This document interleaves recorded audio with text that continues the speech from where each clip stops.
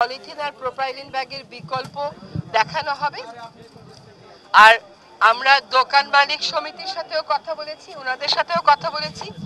ওনারাও আমাদেরকে প্রতিশ্রুতি দিয়েছেন যে নভেম্বর মাসের 1 তারিখ থেকে কাঁচা বাজারগুলোতে ওনারা আর পলিথিন এবং প্রোপাইলিন ব্যাগ রাখবেন না।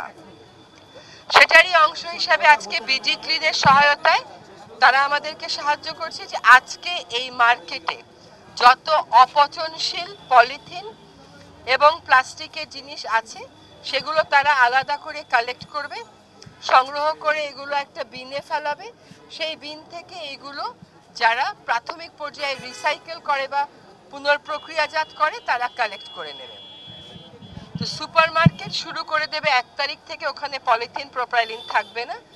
ওইটাও আমরা তাদের সাথে মিলে একসাথেই কাজ করছি। অনেক সংস্থা এসছে যারা বিকল্প নিয়ে সুপারমার্কেটে যাবে, বসবে।